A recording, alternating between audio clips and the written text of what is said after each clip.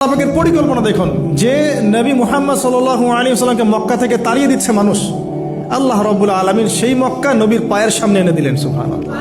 মাত্র 8 বছরের ব্যবধানে যে বদর যুদ্ধে মুসলিমদেরকে একদম নিঃশেষ করে দেওয়ার প্ল্যান করা হয়েছে, ওই বদরেই আল্লাহ রাব্বুল আলামিন আবু জেহেলের মৃত্যু লিখে রাখলেন।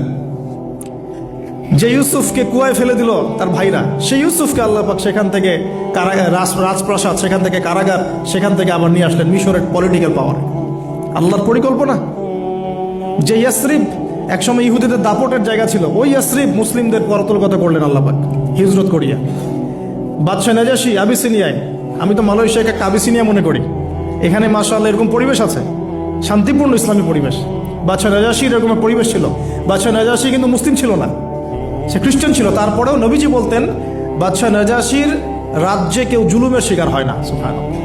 যদিও সে মুসলিম ছিল না, ওখানে ইসলাম নিয়ে গেলেন আল্লাহ পাক, ওখান থেকে পুরো আফ্রিকা ইসলাম ছড়িয়ে পড়লো। সুবহানাল্লাহ। এক খালেদ বিন ওয়ালিদ রাদিয়াল্লাহু আনহু, যার হাতে উহুদ যুদ্ধে বহু মুসলিমের প্রাণ গিয়েছে না, সেই মানুষকে আল্লাহ রাব্বুল আলামিন হেদায়েত দিয়ে 100টা যুদ্ধ করিয়েছেন। সুবহানাল্লাহ। আল্লাহ পাকের পরিকল্পনা আমরা বুঝতে পারবো না, আল্লাহ পাকের পরিকল্পনা আমরা বুঝতে পারবো না। ওয়া মাকারুল্লাহ, তারা কৌশল করে, আল্লাহ পাকও পরিকল্পনা করে। দেখেন এই যে প্যালেস্টাইন নিয়ে এত সমস্যা করছে না, আল্লাহ পাকের কি পরিকল্পনা। সুবহানাল্লাহ। আল্লাহ পাক সমস্ত জিউসদেরকে ওইখানে একত্রিত করেছেন। কেন জানেন? আল্লাহ পাক এই যে 1914 থেকে নিয়ে 2023 এই যে সালগুলো চলছে, 100 বছর, লাস্ট 100 বছরে সারা ওয়ার্ল্ডের জিউসদেরকে ওখানে একত্রিত কেন করেছেন জানেন? যেইভাবে আল্লাহ পাক ফেরাউনের দলবলকে লোহিত সাগরে ডুবিয়ে দিয়েছেন, ওইভাবে আল্লাহ পাক প্যালেস্টাইনিদের সবাইকে ডুবাবে ইনশাআল্লাহ। এটাও আল্লাহ পাকের একটা বড় পরিকল্পনা। এটা ওরা বুঝতে পারছে না, কিন্তু সময় সাক্ষী দেবে ইনশাআল্লাহ। দেখে নিন, আমরা 100% হলফ করে বলতে পারি এটা হবেই ইনশাআল্লাহ। এই কারণেই লাস্ট এই যে অটোম্যানদের ডিফিটের পর থেকে নিয়ে 1970 থেকে নিয়ে যে first world war, second world war করতে করতে সব জায়গা থেকে জিউসরাকে একত্রিত করেছে এখানে, বিকজ অফ লাস্ট একটা সর্বশেষ একটা ম্যাসাকার আল্লাহ পাক করবেন এদেরকে ইনশাআল্লাহ। কার হাতে? ঈসা আলাইহিস সালামের হাতে। আমাদের উম্মতের মধ্যে কে নেতৃত্ব দিবেন? ইমামুল মাহদি, যার নাম হবেন মুহাম্মদ। তার নাম কি? মুহাম্মদ। তার বাবার নাম আব্দুল্লাহ, তার মায়ের নাম হবে আমিনা। তো এটাও ক্লোজিং টাইম। এখন আসুন, তো আল্লাহ পাকের কি পরিকল্পনা। যৌবনকালটা আল্লাহ পাক মুসা আলাইহিস সালামকে ফেরাউনের ঘরেই কাটালেন, এবং আল্লাহ পাক মুসা আলাইহিস সালামকে দুটো গুণাবলী দিয়ে বড় করলেন। দুটো গুণাবলী মনে রাখবেন। এক হচ্ছে কওয়ী, তিনি শক্তিশালী ছিলেন, ফিজিক্যালি অনেক শক্তিশালী ছিলেন। আমিন মানে বিশ্বস্ত ছিলেন, কওয়ীউল আমিন। মনে থাকবে ইনশাআল্লাহ। আমরাও আল্লাহর কাছে দোয়া করি, আল্লাহ আমাদেরকে কওয়ী বানিয়ে দিন এবং আমিন বানিয়ে দিন। আমিন। এবার যৌবনে উপনীত হয়েছেন, টকবকা রক্ত, বাইরে বের হয়েছেন। বাইরে বের হয়ে দেখছেন যে দুজন ব্যক্তি লড়াই করছে, রজুলান ইয়াকতাতুলান, দুজন ব্যক্তি মারামারি করছে। একজন মিন শিয়াতি, তার বনু ইসরাইল কওমের মধ্যে, আরেকজন হচ্ছে আদুবি, তার শত্রুর মধ্যে।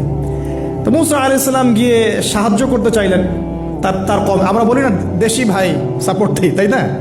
আচ্ছা, তো মুসা আলাইহিস সালাম গিয়ে সাপোর্ট দিতে গিয়ে শুনেন, ফাওয়াকাযাহু মুসা ফাকাদা আলাইহি, মুসা আলাইহিস সালাম মাত্র একটা ঘুষি দিয়েছেন, এক ঘুষিতেই ওই ব্যক্তি ডেড, স্পট ডেড। এই যে আমি গত একটা লেকচারে বলেছিলাম, চাইনিজ কন্টিনেন্টে যে মার্শাল আর্টসগুলো গড়ে উঠেছে, এই কোরআন থেকে গড়ে উঠেছে। তার আগে ওদের সভ্যতা ছিল, সংস্কৃতি ছিল, ঠিক আছে। এক ঘুষিতে মানুষ মারা যায়, এটা কোরআন বলেছে। এক ঘুষিতে মানুষ মারা যায়, এটা কোরআন বলেছে। ওরা এখন রিসার্চ করে বের করে যে 6টা-7টা স্পট আছে মানুষের দেহে, এক ঘুষিতে মানুষ মারা যেতে পারে। কোরআনকে আমরা মূল্যায়ন করি না, কিন্তু কোরআনকে সারা দুনিয়ার অমুসলিমরা মূল্যায়ন করে ওদের স্বার্থে তারা আমাদের কোরআনকে মূল্যায়ন করে, আমাদের হাদিসকে মূল্যায়ন করে। আমরা করতে চাই না, আল্লাহ মাফ করুক আমাদেরকে। আমরা কোরআন পড়তে চাই না, গবেষণা করতে চাই না, অর্থ বুঝতে চাই না, একটু আরবি ভাষা শিখতে চাই না, কোরআনের বালাগাত ডেইলি একটু তেলাওয়াত করবো এক পারা, সেটা করতে চাই না। আল্লাহ পাক আমাদেরকে মাফ করুক এবং কোরআন বলা বানিয়ে দিন। আমি কথাগুলো বলার উদ্দেশ্য আপনাদেরকে আঘাত করা নয়, আমি জাস্ট আপনাদের কলবে একটু ধাক্কা দেওয়ার চেষ্টা করছি, যাতে করে আপনারা সবাই কোরআন তেলাওয়াত করেন ডেইলি এক পারা করে। আল্লাহ কবুল করে নেন। এবার আসুন, দেখুন এবার কি হলো। এটা ইন্টেনশনালি ছিল না, আনইনটেনশনালি মুসা আলাইহিস সালাম এখন কিন্তু মানে হত্যার অপরাধী হয়ে গেছেন, তাই না? ফেরাউন তাকে ধরার জন্য বের হয়েছে দলবল নিয়ে, ওকে ধরতে হবে, এবার অ্যারেস্ট করতে হবে। তো একজন এসে পরামর্শ দিল যে তুমি এখান থেকে চলে যাও, তুমি এই মিশর থেকে চলে যাও, বের হয়ে যাও, না হলে ফেরাউনের বাহিনী তোমাকে পেলে ধরে ফেলবে। এবার মুসা আলাইহিস সালাম চলে গেলেন কোথায়? মাদিয়ান। কোথায় বলেন? অনেক দূরে মাদিয়ান। মাদিয়ানে গিয়ে তার না আছে কোনো শেল্টার, না গার্ডিয়ান, না কোনো খাবার, না পানি, কিছুই নাই। ঠিক নবী সাল্লাল্লাহু আলাইহি ওয়াসাল্লামের সাহাবীরা হিজরত করেছেন আবিসিনিয়ায়, নবীজি হিজরত করেছেন একবার তায়েফে, ওখানে মার খেয়ে চলে আসতে হয়েছে না? মনে আছে? তায়েফের 3টা গোত্র ছিল, আব্দু ইয়ালাইল, আব্দু মাসউদ, হাবিব বিন আমর, এই 3 গোত্রের নেতা ছিল। এরা নবী সাল্লাল্লাহু আলাইহি ওয়াসাল্লামকে ছোট ছোট বাচ্চাদেরকে দিয়ে পিটিয়েছিল, নাউজুবিল্লাহ। তারপরে নবীজি বদদোয়া করেন নাই, ওখান থেকে চলে আসছেন মক্কায়। আমি গুছিয়ে বলছি শর্ট করে। তো এভাবে মুসা আলাইহিস সালামকেও হিজরত করতে হয়েছে। দেখেন, আবার নবীজিকে হিজরত করতে হচ্ছে মদিনায়। তার মানে হিজরা বিষয়টা ইসলামের সাথে সম্পৃক্ত। পরিবেশ পরিস্থিতি অনুকূলে না থাকলে, যেখানে ভালো পরিবেশ সেখানে গিয়ে মানুষ থাকতে হবে। আলহামদুলিল্লাহ, এখানে ভালো পরিবেশ আছে, আপনারা ভালো পরিবেশ পেয়েছেন। কিন্তু যারা চ্যালেঞ্জ গ্রহণ করে সমাজের জাহিলিয়াতগুলোকে সরানোর চেষ্টা করবে, সংস্কারের চেষ্টা করবে, তারা আল্লাহর কাছে অনেক বেশি পছন্দের। তার মানে প্রথম ফাইট আমাদেরকে করতে হবে। করতে করতে গিয়ে এক পর্যায়ে যদি দেখি যে না, আর পারছি না, তখন কি? হিজরা। এটা মাথায় রাখতে হয়। এখন নবী সাল্লাল্লাহু আলাইহি ওয়াসাল্লামকেও করতে হচ্ছে। মুসা আলাইহিস সালাম চলে গেলেন মিশর থেকে কোথায় বলেন? মাদিয়ানে। তখন আরেকজন নবী ছিলেন, তার নাম কি? শুআয়ব। মাশাআল্লাহ, শুআয়ব আলাইহিস সালাম।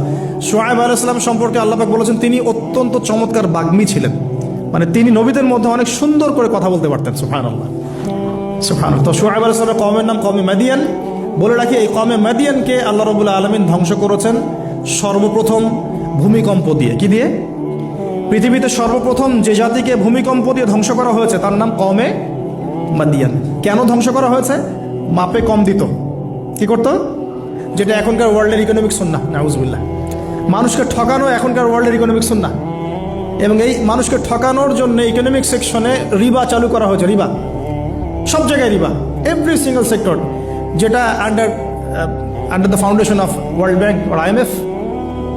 রিবা আছে কি নাই? আর আমরা তো রিবাটাকে এখন মনেও করি না যে মায়ের সাথে জেনা করছি, মায়ের সাথে জেনা করছি। এটাই তো হাদিসের কথা। রিবার 70 শাখা আছে পাপের, 73 শাখা আছে পাপের, সর্বনিম্ন শাখা মায়ের সাথে জেনা করা, নাউজুবিল্লাহ। তো এটা ইকোনমিক সুন্নাহ হয়ে গেছে না এখন? মানুষকে ঠকানো, মাপে কম দেওয়া, রিবা। আর আমরা তো মাশাআল্লাহ ঘুষ ছাড়া কিছু হয় না।